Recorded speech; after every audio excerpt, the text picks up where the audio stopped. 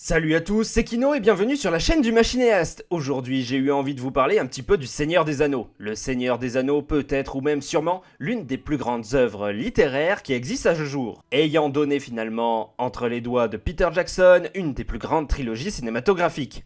Avant de commencer, je tiens à préciser que mon analyse va se baser sur les œuvres cinématographiques de Peter Jackson seulement. Tout le monde n'ayant pas lu les livres, et surtout, cette chaîne est une chaîne portée sur le cinéma et les séries. Le Seigneur des Anneaux, c'est pour moi clairement l'œuvre fantastique par excellence. C'est un monument et je ne pense pas trouver quelqu'un qui osera prétendre le contraire. Je reste pour ma part encore subjugué par le travail fourni pour créer un véritable langage, celui des elfes, ou une mythologie véritablement complète donnée à la Terre du Milieu. Le Seigneur des Anneaux, c'est la fin du Troisième Âge, la fin du mal dans l'univers des hobbits, des elfes, des nains et des hommes de Tolkien. Là où Sauron, le grand ennemi et Seigneur des Anneaux, trouve sa mort engendrée par Frodon Sake, le Hobbit. Je ne vais pas vous faire un dessin ou faire un résumé de tous les films, mais je vous propose une petite analyse de la communauté de l'anneau, ce groupe représentant la dernière chance de la Terre du Milieu face au mal. La communauté est composée de 9 héros, Gandalf le magicien, les 4 hobbits Merry, Pippin, Sam et bien sûr Frodon, ainsi que l'elfe Legolas, le nain Gimli et les hommes Aragorn et Boromir. Quand on pense au Seigneur des Anneaux, c'est souvent 2 personnages qui reviennent au devant de la scène, peut-être 3. Celui que j'hésite, c'est Gandalf. Sinon, c'est Aragorn, héritier du Gondor, et Frodon, porteur de l'anneau. 2 personnages qui semblent être des héros, mais où pourtant je ne les trouve pas intéressants. J'ai du mal à accrocher à qui ils sont. Il y a plusieurs façons de présenter des héros lorsque l'on raconte des histoires. On peut parler de héros sur le personnage qui est à l'écran, qui est sur le devant de la scène, qui voit sa vie racontée. Mais le terme héros parle aussi, et pour moi surtout, d'un personnage qui a quelque chose à accomplir. Je suis assez d'accord et je me retrouve énormément sur la définition que peut donner Christopher Vogler au sujet des héros dans les œuvres. La racine du mot héros signifie protéger et servir. Un héros est quelqu'un, comme le berger, pour protéger son troupeau, est capable de se sacrifier pour protéger et servir les autres. C'est une notion essentielle. Vogler est un grand scénariste américain, aujourd'hui ayant écrit plusieurs livres et appris l'art de l'écriture lors de séminaires à de nombreuses personnes autour du monde. De la même façon, Vogler dit qu'un héros doit être arraché à sa vie, qu'une force extérieure doit arriver, lui faire quitter sa zone de confort pour partir à l'aventure et se découvrir lui-même. Et je trouve cela très intéressant, puisque, effectivement, avec cela, on suit une personne qui n'est pas prête pour ce qu'elle doit vivre, et l'on traverse avec lui ou avec elle des épreuves. En prenant en compte cela, je vous propose de revenir sur la communauté de l'anneau, commençant par Frodon, qui a un lourd travail psychologique pour sa part face à l'anneau et à la torture qu'il peut vivre. Et je dois bien l'avouer, si les films sont vraiment géniaux, je ne vois pas la torture de Frodon. Je ressens peut-être sa fatigue au fil des films, mais je ne ressens pas son combat. Je ne parvins pas à la ressentir véritablement. Par conséquent, il y a quelque chose qui ne marche pas avec lui pour moi. J'ai du mal et je trouve chacun de ces passages personnels finalement assez chiants. Après, bon, voilà, quand même, on va pas... c'est un mot un peu gros, chiant. Pourtant, le personnage vraiment est excessivement intéressant. C'est un hobbit, un être physiquement faible qui aspire à une vie paisible, qui ne connaît pas le monde extérieur et qui se retrouve mêlé à quelque chose d'immensément grand. Une quête qu'il acceptera même 2 fois. La première fois à la comté, la seconde à Fontcombe. Il a clairement les traits du véritable héros.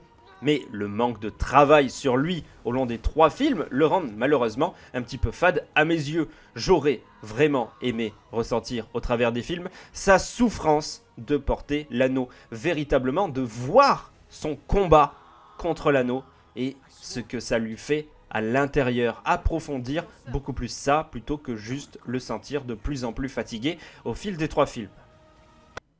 Contrairement à son ami Sam, qui, je trouve pour le coup, est un véritable chef-d'œuvre. On retrouve exactement le même schéma de personnage arraché à sa vie, mais qui ne lâchera jamais rien, qui fera preuve d'un courage inouï. J'aime véritablement Sam, et il figure parmi mes héros préférés au cinéma, si ce n'est clairement mon personnage préféré. Bien sûr, le duo marche parfaitement bien, pour être ce qu'il est, Sam a besoin d'un Frodon. Dès la fin du premier film, c'est simple, mais ça marche. Sam se jette à l'eau avec tout son équipement, il ne sait pas nager, il est prêt à la mort, il est parfait. Je ne vous parle pas du troisième film où je suis littéralement amoureux du traitement du personnage. Restons avec les hobbits, qui sur le papier sont finalement au plus proche de la définition donnée par Vogler, au sens large. Merry et Pippin, on les découvre ensemble, ce sont un petit peu les personnages comiques de la communauté, et ils font preuve chacun leur tour d'un véritable courage digne de héros. Le fait d'accompagner Frodon, par exemple, est en soi une preuve de courage, mais peut-être qu'au début du film, on peut prendre ça pour de l'inconscience.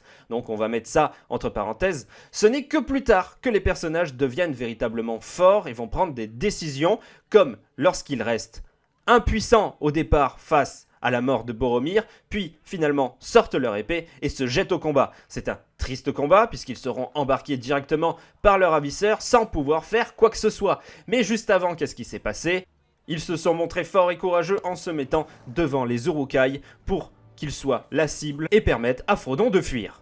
Mais ils se montreront ingénieux pour survivre, pour se surpasser, une notion que je trouve des plus importantes pour un héros, rejoignant l'armée du Rohan et de Minas Tirith pour combattre. Ils seront les premiers face à la Porte Noire, à partir à l'assaut face à l'armée du Mordor.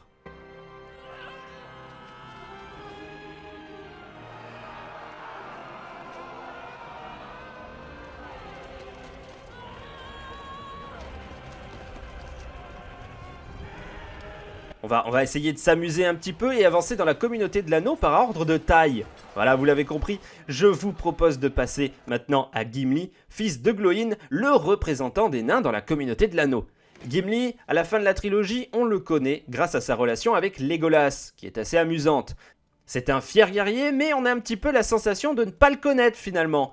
Mais par chance, il parle un petit peu à Éowyn dans les deux tours et on apprend un petit peu plus sur son peuple. Sans ça, à la fin, qui est Gimli? Qui sont les nains? En soi, les films ne répondent quasiment pas à la question. On se rend compte rapidement de son talent au combat et on devine une certaine fierté, comme lorsqu'il faut le lancer au-dessus du vide.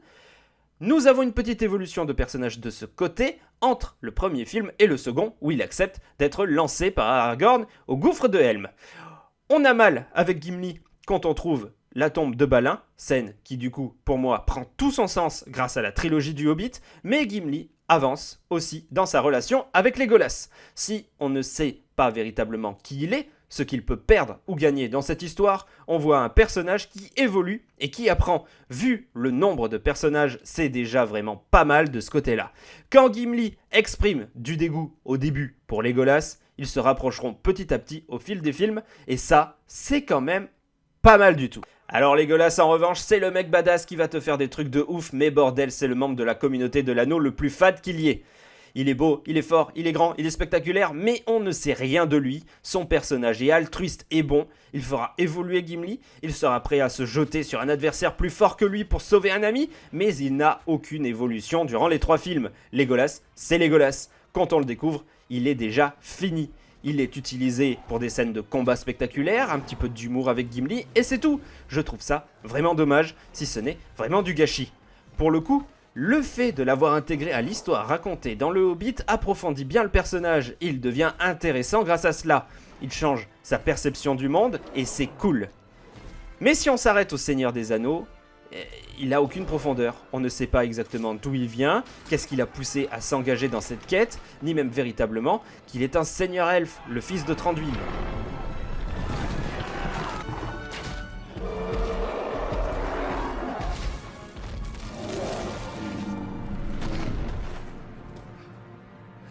Passons à présent à Boromir, le membre de la communauté de l'anneau qui restera le moins longtemps. Fils de l'intendant du Gondor, Denethor, sans le retour du roi, c'est lui qui aurait dû prendre la place de son père. C'est un fier guerrier, puissant, et je le trouve vraiment très intéressant. Finalement, c'est un des plus intéressants de toute la communauté. On se rappelle de lui comme l'homme qui a succombé au pouvoir de l'anneau, mais qui tente de se reprendre et qui se sacrifiera pour sauver en vain Merry et Pippin, se prenant une flèche, mais repartant au combat, se prenant une seconde flèche, mais se relevant, même à 3 flèches, sa volonté le gardera à genoux face à son ennemi.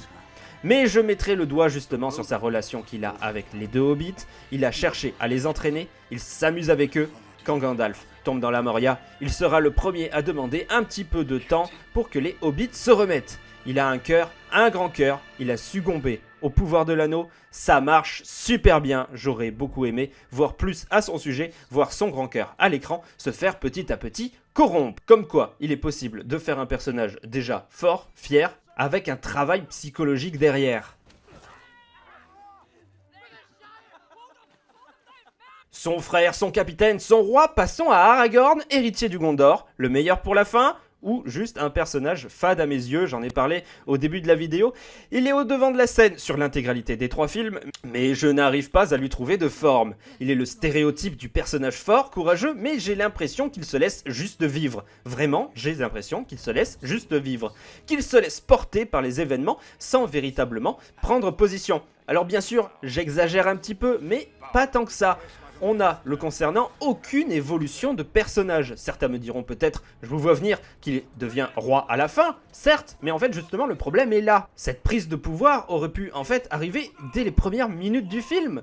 À moins que j'ai vraiment loupé quelque chose, Peter Jackson ne montre vraiment rien de lui en termes d'évolution. C'est l'homme de courage, clairement, mais cette évolution de personnage inexistante me bloque beaucoup. Pour moi, il aurait dû accomplir quelque chose de grand pour pouvoir reprendre le pouvoir. Là, tout de suite, il est juste lui, et ce manque est pour moi clairement problématique vis-à-vis du personnage et du terme héros que je peux donner, et surtout de sa prise de position en roi à la fin de la trilogie. En soi, il peut très bien y avoir un personnage sans peur, au courage et à la force exceptionnelle, mais on retrouve déjà ces traits sur Legolas par exemple, et même un petit peu sur Gandalf. Aragorn aurait pu avoir cette tâche, cette action à accomplir qu'il aurait élu roi sans qu'on lui mette dans les mains. C'est trop facile, il ne force pas. Si Elrond n'était pas venu lui dire de remonter sur le trône, Aragorn serait resté à regarder de loin. Aussi fort soit-il dès le départ du film, il y a quelque chose qui me dérange vraiment autour de lui. On a l'impression que c'est vraiment son sang qui fait tout, mais pas lui.